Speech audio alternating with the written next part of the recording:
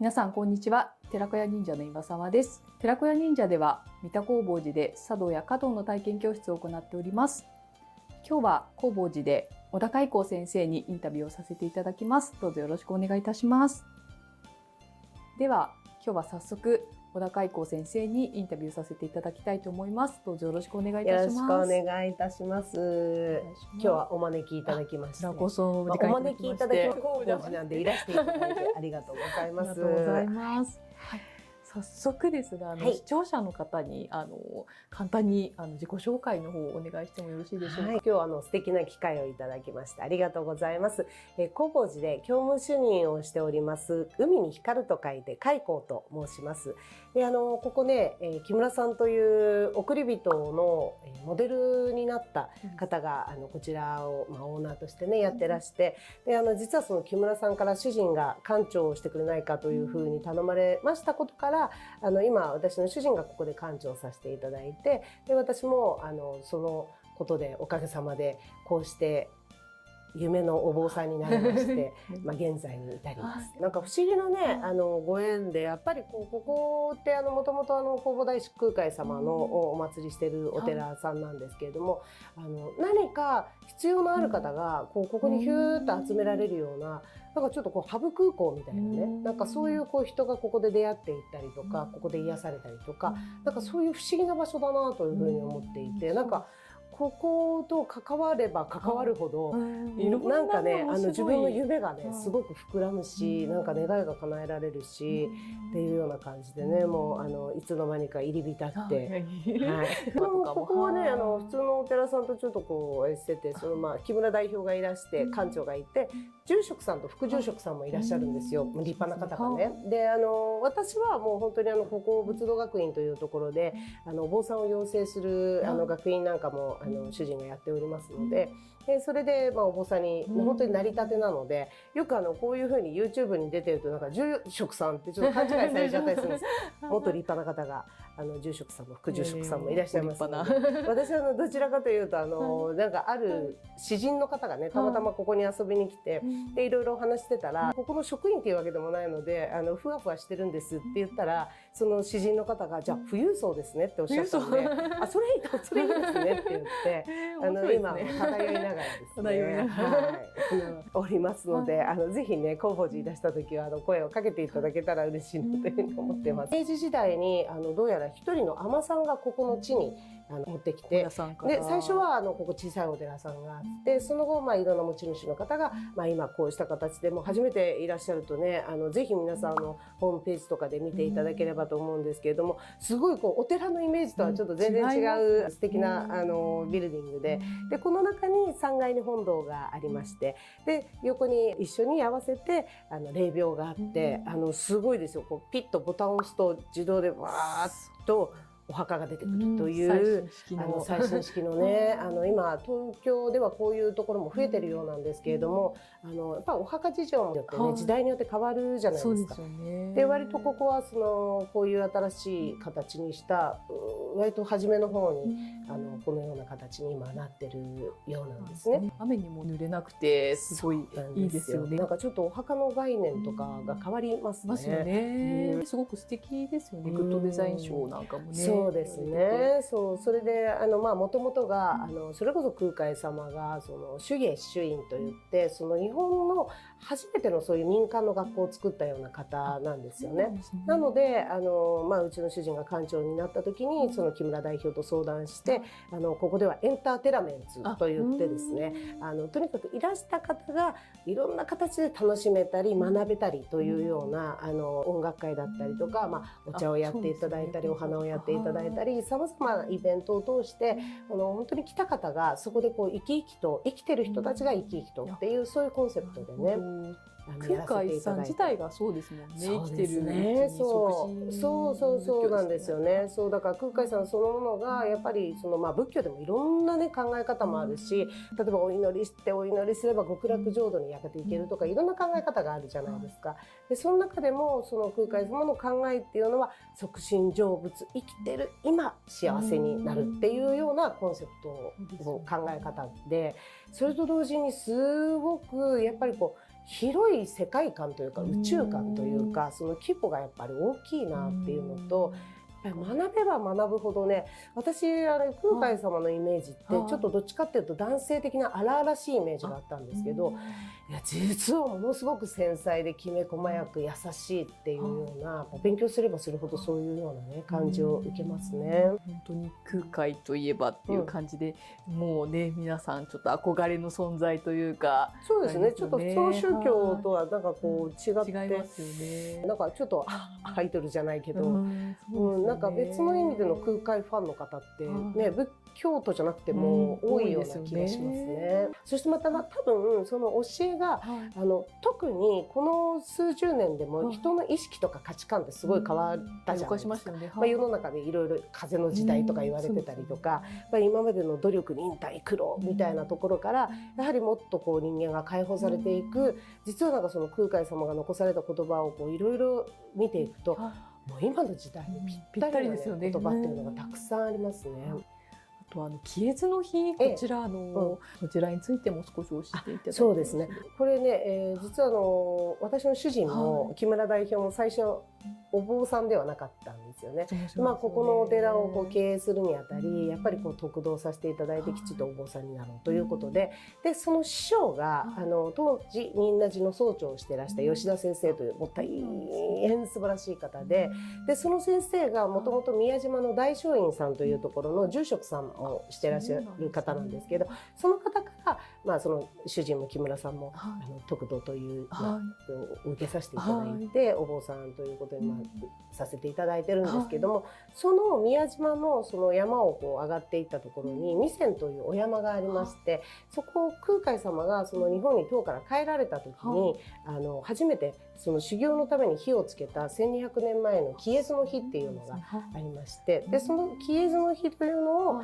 うちのお寺でもお分けいただいて、今本堂で大切に守りさせていただいていて、この帰依の日っていうのはそこの大聖院様と、あとは広島の平和の日の種火にはなってるらしいんですけども、他のお寺さんにはなくて、そこは本当にありがたいことに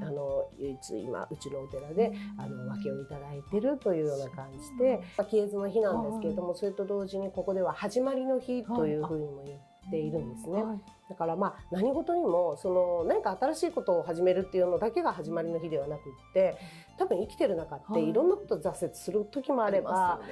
病気になっちゃう時もあれば、でも例えば病気になっても、じゃあその病気とどう向き合うかっていう始まりの日でもあるわけじゃないですか。だからそういう意味で何か人がここに来ていろんなものを決意する、諦めない場所っていう、そういうような風に考えていただけるといいかなと思うし、1200年前につけた日っていうのもすごいけど、もうそれをね、あれ行かれたことあります？宮島は。宮島はあるんですけど、大聖院さんの方はなくて、結構な山のね、もうすごいロープウェイで行くようなお山の上にあるんですよね。で雪が降る日もあれば雨のもう台風の日もあるじゃない。それをずっと1200年間守り続けてきた方の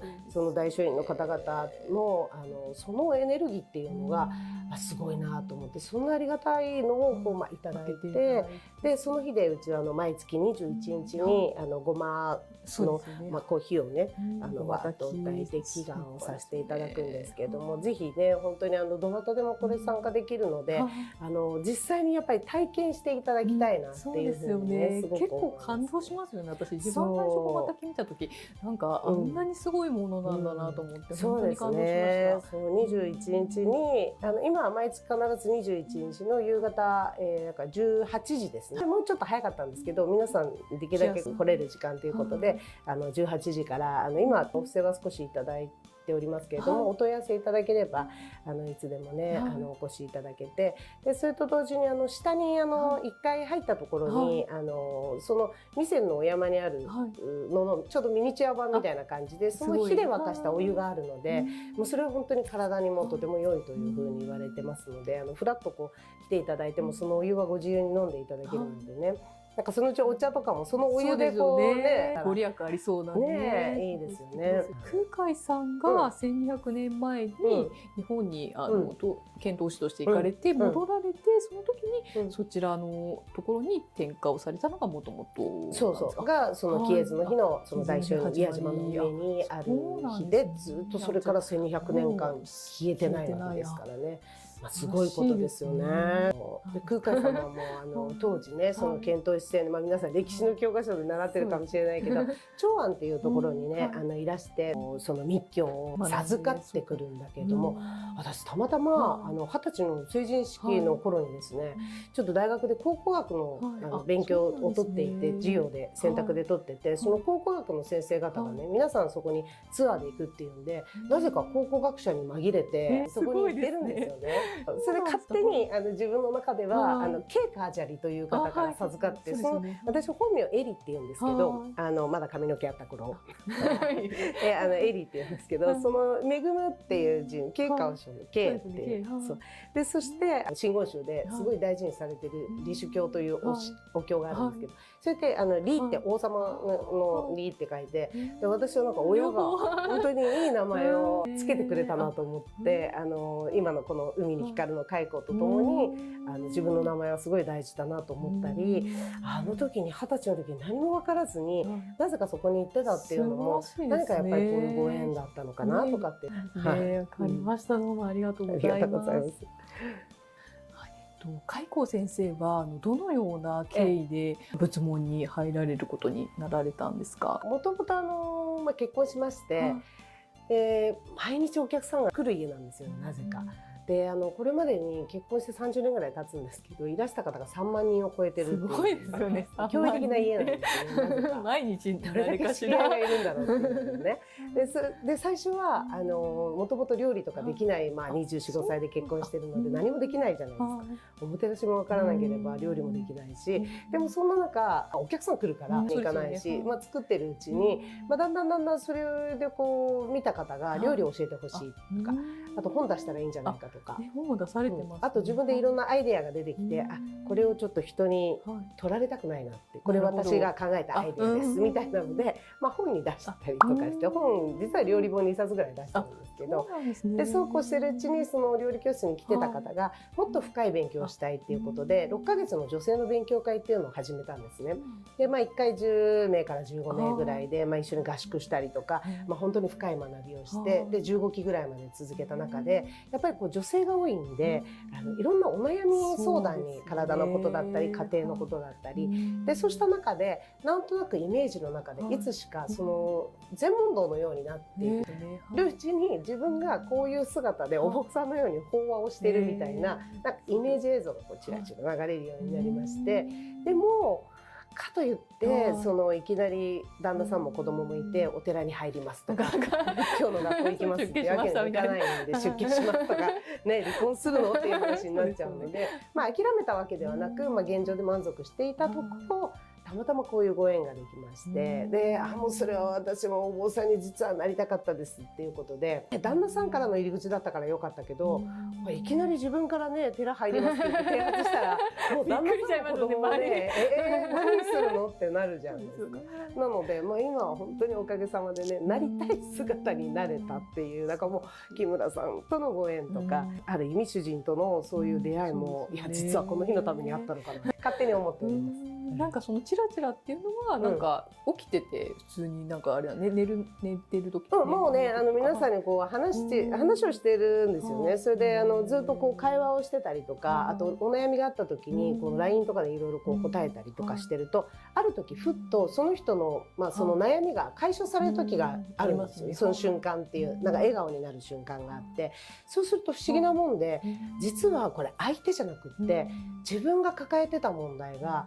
実はこの方を通して学ばせてもらったんだみたいな、なんかそういうような感覚にこうなっていって、でそれと自分自身も幼少期にいろんな思いがあったんで、なんかこう私の役割はその人の苦しみとかちょっとした悩みとかの小さい小骨を取って背中を押すみたいな、そういうのが自分の役割なのかなとかっていうふうにね思ったりするようにね。そうですね。本当になんかね、女性の海女さんってなかなかね、少なくていらっしゃるから、なんか本当に貴重というか、ね、なんかああいう寂聴さんみたいな考え方の方に助けられた方ってすごく多いですよね。そうですね。やっぱり女性特有のね、お悩みみたいなものもね、きっとあるでしょうし、やっぱりこうお坊さんの存在ってなんか誰かが、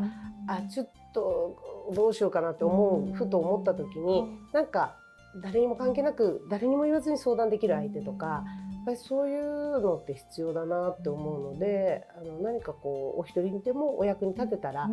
すごくいいなというふうにはいつも思ってます。そうですよね。なんか結構その寂聴さんもそうですし、海光先生もそうですけど、なんかあんまりこう厳しくないというか、結構ね仏門に入るとかっていうと、あれやっちゃダメこれやっちゃダメとか結構こうねいろいろあるのかなって思いますけど、そういうのがね全くなくこうオープンというか、ウェルカムな感じでいろいろね相談とか乗ってくださるのですごくいいですよね。時代もね本当にやっぱり変わったと思うんで、おそらくその空海様の時代とか、それこそお釈迦様の時代っていうのはいろいろ苦行を重ねてね、でも仏教を開いたお釈迦様がその苦行に苦行を重ねてもそこで悟りは得られなく、だけれどもその川のほとりでふわって瞑想している時にその悟りがふわっと開いたっていうね、何もかも厳しいからいいっていうものでもないし、やっぱり時代も本当に変わっているのでね、なんとなくイメージの中ではあんまりこうもう食いしばって山登りをするっていうよりは、なんか今の時代って緩やかにこう川の流れに身を任せみたいなね、なんかそういうような感じに時代そのものがなっているのかなっていうふうに思いますね。そうですよね。なんかね解放すると自分もこうまた変わってくるというか、そうですね。多分なんかその執着をしてると許せないんだと思うんだけど、人に対しても物に対しても本当になんか超えてる方ってやっぱり変な執着を持たないんですよね、きっとね。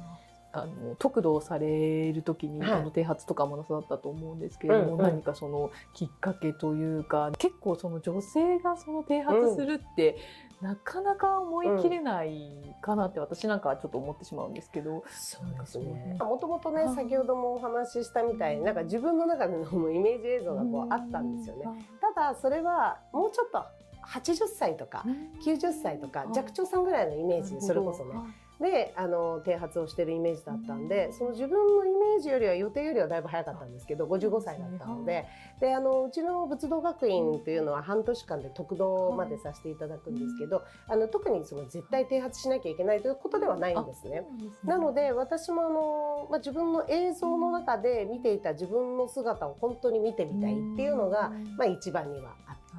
でも最初剃髪する時は一度は得度の時に剃髪して、その後伸ばしてまた80歳とか90歳になったら本格的にこういう姿もいいかなっていうふうにも思って、その辺は割とこう緩く考えてたんですけれども、実際剃髪してみるとこれがものすごく便利で、でもお似合いですよね。楽しくてしょうがないんですね。っていうのがね、人間って面白いもんで、私は55歳で剃髪して今56。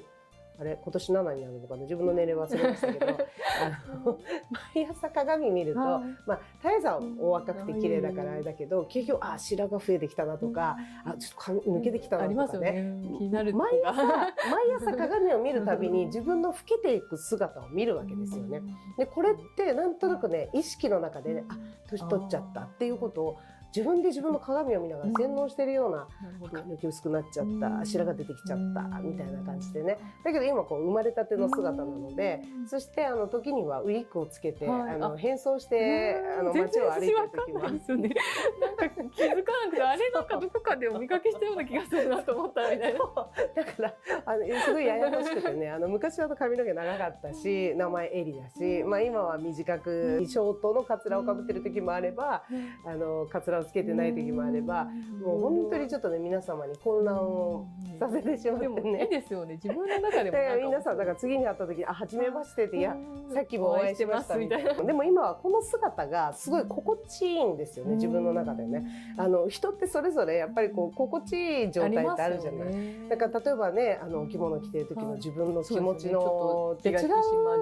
しょうね、きっとね。私はもともとその着物着て生活したいなって、気持物もね書いたりするんですよ自分で。そうなんですか。手書きで江戸友禅でね。そうなんですか。そうでだからすごく着物への憧れとかっていうのは昔からあったけど、でもまあ帯したりとかいろいろこう着付けとかすごい大変じゃないですか。でもこれはある意味ちょっとまあこれなんかマジックテープなんですけど気楽にその着物気分を味わえるというかね。そういうのも楽しいですしね。すごい素敵ですよね。あとそのやっぱりこうね2日に1回ぐらい髪を剃るんですけど、その剃る時になんかこうシャキッとやっぱり気が引き締まる気持ちになりますね。清められる感じがするからね。これはね一回まあうちその仏道学院で半年勉強されて、まあだいたい13人から15名ぐらいの方が、まあ今度9月からねまた仏道学院始まりますので、ぜひちょっと興味あるっていう方はね連絡いただければと思うんですけど、だいたい卒業する人のうちの6人ぐらいは5、6人剃髪したりもするから。でその後そのまま剃りっぱなしの方もいれば1回だけでその後は普通のにすぐ戻られる方とかもいらっしゃるんだけど、1回ねこの剃るっていう体験はね一度ねするとねなんかいろんなものに目覚めます。そうなんですね。なんか一度はやってみたいっていう気持ちはあるんですけど、よかったら仏道学院どうですか？似合いそう。本当ですか？ちょっとなんか心の準備をしてから。でもね、皆さんが剃るわけじゃないので、でもそれよりもなんかこう人間ってなんとなく心の中でなんかこう人間だけではない大いなる存在をどこかで信じて。それ祈りが例えばそれが神事であったりとかその仏教であったりキリスト教であったり、まあそれは何でもあれなんだけど、なんかそういう意識って多分ねどこかであって、なので私もどこか心の中でなんかそうした大いなる存在と祈るような自分になりたいっていうような願望がなんとなくあったんですね。でそういうふうに思ってる方って結構多くて、たまたま私の場合はこうやってその仏縁があったんでその仏道の道に進みましたけど、なんかその今この弘法寺でやろうとしていることはなんかそうしたような思いのある方になかなか普通だとお坊さんになる道ってそのお寺さんのお子さんとかだったらねあれだし、例えば学生の時にそういうものを目指して仏教大学に行ってとかっていうのはあったとしても。特にまあ女性だとその人生ずっと経験してきた中でなんかそういう思いを実現する場所っていうのがなかなかそういう道って開かれてないので、まあそれをある意味ここの木村さんだったり、まあここでは主人のこと館長って言ってますけど館長だったりその弘法寺がそうした風な思いを持っている人にその一つの門を開いてくれたなっていう思いがあって、だから最初お坊さんになった時は正直なんかちょっと偽物っぽいんじゃないかなとか、その修行してる方に比べてね、例えば長い時間の修行とかしてるわけじゃないし、仏教大学で学んでるわけじゃないし、いいのかなってふっと思ったりもしたんですけど、いやよくよく考えるとその仏道学院を卒業された方って、まあ、いろんなご事情があって、まあ、仏道学院に入られてもうそれぞれの人生の中で実はすごく、まあ、苦行もしてれば人を幸せにもしてれば導いたりもしてればいろんなものを乗り越えてきてらっしゃるから、ある意味その人生をかけて実は修行してきてるっていうふうに思ったんですよね。でも空海さんもそんなことおっしゃってましたよね。なんか3ヶ月でね得度されたけどその前に10年ぐらい考えてたみたいな。空海さんはもう野山を駆け巡ってみたいなね感じなんでしょうけどね。そうだからそういうふうに思う方たちのために、そしてある意味なんていうかな、この仏道に入る。まあこの得度っていうのは、普通お坊さんお寺さんのお子さんだったら、まあ、小学校とか中学生でも受けられるんだけれども、自分がこう長年生きてきていろんなふうにこう考え方が、まあ、いろいろなんていうの影響を受けてるじゃない、外からのいろんな影響を受けてる中で一度まずその一番自分の中心のゼロポイントにまず一旦戻って、だからこう人生の中での棚卸しというか、振り返りというかで、ここら辺でしっかりまずそのまっすぐなものを掴み取るというか感じるというか、でそして何かがあってもぶれないように戻れる訓練というか、なんかそういうのがここでの特徴かなみたいなね。でそうするとこれから先自分のさらに人生を行く中で自分自身にとっても良いし、やっぱり周りの方にとってもそれはすごく大事なことだと思うんですよね。なんか軸が一本こうできるっていうようなそうですね。そうだからそれにはね本当にお経を読んだりとか、瞑想したりとか写経したりっていうのがすごくね良いですね。自分の軸を見つけるというかね。でこれはもちろんさらに深く学びたいという方は仏道学院もあれだし、弘法寺は時折、写経とか瞑想とかご希望の方がいらっしゃればいつでもご案内させていただいているので、ぜひそうしたこともねこれから皆さんとできたらいいなというふうに思ってるんですね。私も写経の体験させていただいたんですけど、なんか書いてるだけで集中できるというか、いいですよね。なんかああいう時間ってなかなか普段取れないので、そうなんですよね。そう気持ちがあってもね、なかなか私もじゃあ家でその写経するかっていうとなかなかそういう時間がなかなかないので、やっぱりこういう場所でなんだろうこういう雰囲気の中でこれを後ろの母が書いた写経がねあったりもするんですけどね。これはね音源和願っていう温かい言葉に平和の和に顔って書いてあるんですけど、和やかな温かい言葉と笑顔とっていうのが大事ですよってその周りが全部写経なんですけれども、これ本当に一番大事なことだなと思って、なんかそれをこう極められたら良いなと。そうですね、やっぱり笑顔って大事ですよね。周りもねこう自分が笑顔になると相手も笑顔にねそうですね。だからこの格好してるとね音源和願しやすいですよすごく。でもすごくなんかわかります。でもお顔もねすごいいつもなんかなかなかこの風貌でこういう格好してなんかそんな悪い顔ってできないですよね人間ってね。やっぱり形から入るっていうこともね。でも大事ですよね。やっぱりこの格好してるとシャキッとしますもんね。確かに周りの方もねやっぱりそういう目で。ね、皆さんなんかお坊さんだからずっとこういう格好で行き来してる時はずっとお経とブツブツブツブツお経を唱えながらいたりとか、あとちょっと杖ついてる方がいらしたりとかすると薬師如来の真言で「オンコロコロセンダリマトウギソワカ」とかいうのがあるんですけど、その方「オンコロコロセンダリマトウギソワカ」「オンコロコロセンダリマトウギソワカ」とか言ってつぶやいてずっとなんかもう歩きながら布教活動をして。素晴らしいですね。でもなんか出会えたらラッキーですね。素晴らしい。仏教学院に入りたいと思ったらどういうふうになんか、ちょうどね9月から新規募集してるんですね。なので今回すごく面白い方々がなんか不思議なご縁でね、特になんか女性のエネルギーが強そうな期ですね。今期で5期生になるんですよね。で私たちは1期生だったんですけど、なかなかね面白い。で仏教の歴史ももちろんそうですし仏道の作法とかもそうなんですけど、もっと広い意味での神様だったりキリスト様とかも含めて世の中がもともとなんでそういう宗教にこういうふうになってたんだろうかだったりとか、その自分自身の今これまでってどうだったんだろうっていうような振り返りだったりとか、もうかなり深いところまで学ぶのでね、私は本当によかったなと、なんか新しい命をいただいたなっていうような感じでしたね。ままもし仏道学院出てなかったら、なんとなくその表面的な強さと表面的ななんかこう鎧をまとったまま生きちゃってたんじゃないかなっていうふうに思いますね。本質がちょっと揺らぐというかね、ちょっとその周りの本質をこうベールに包んで生きて。ね、だんだんやっぱり人間ってさ、しょうがない、いいも悪いも優しいふりをする優しいベールもかぶってるし、なんか相手から何か言われた時に跳ね返すような強いベールもかぶってるし、なんかそういうのを取り除く、一度ここで取り除いておく心地よさというか、その人間の力だけでないものに委ねるというか、なんかそういう時間って人生の中で大事だと思うので、もしなんかそういうちょっと興味あるなという方はいつでも弘法寺でも石谷さんに連絡していただいてもいいし、私フェイスブックも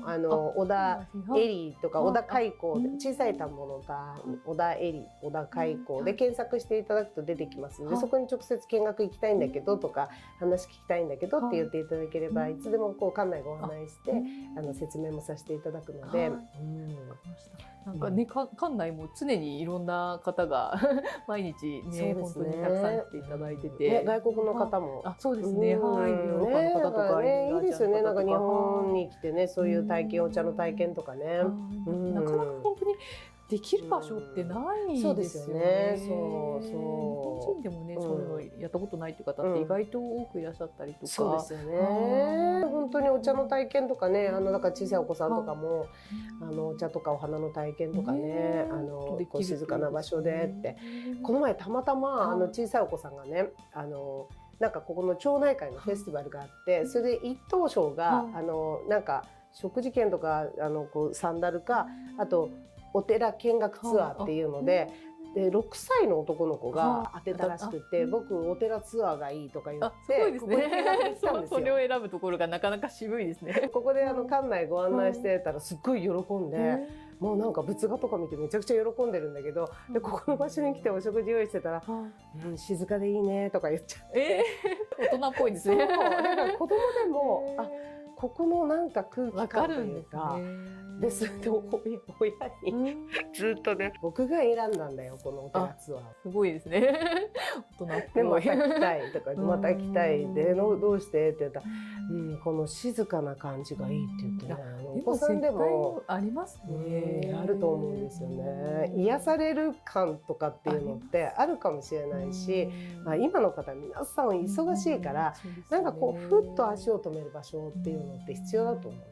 そうですよね。ご来さんってなんか言うじゃないですか、お寺って。なんかそれってやっぱりその言われというかがどうなんですかね。ちょっとそれは私はよくわかりませんけど、こちらはね都会的なお寺ですけど、やっぱりそのお寺に来るっていうのはすごいこう皆さん癒されるというか、普通のところと違うって皆さん打ち合わせで来られた方とかもすごいやっぱりいいですねって皆さん口を揃えていてくださいます。いいですよね。だから本当にそういう風に癒されることでいらっしゃる方で、またこう手を合わせる時間っていうのも大事だし、また今度は逆にお墓参りにいらした方がね、いろんなイベントに出てくださったりするんですよ。でそうすると音楽会で楽しんでいただいたり、一緒に写経したり瞑想したりとかすると、すごいその方はそこにいてその音楽聴きながら楽しい時間を過ごす。でもそれが実はご先祖様にとっても一番のご供養になると思うんですよね。そうだからこれからは初めてのねお墓とか買ってない方とかでも気楽にいらしていただいてお茶を楽しんでいただいたお花とか写経とか瞑想していただくのも良いし、逆にそのお墓を買ってくださった方がいろんなイベントに参加していただくことでその方自身が自分の人生を輝かせて、もうそれがもう手を合わせるもう最高のご供養につながると思うので、なんかそういう関係性みたいなのがこれからますますこのお寺の中でできていくとすごくいいなっていうふうに思うし、昔はそういう場所って多分地域の中でたくさんあったと思うんですよね。なんか小さい時にこう境内でなんか遊んでてお坊さんに怒られて住職さんに怒られてとかね。でもなんかだんだん大人になって悩み事があったらなんとなく頼ってお話聞いてもらったりお茶飲んだりとか、でもそういうのが今なかなか都内ってないので、ここのお寺はすごい見た目は近代的ですけれども、そうしたようなその心が通い合うような場所になっていったら嬉しいなというふうに思いますね。わかりました。ありがとうございます。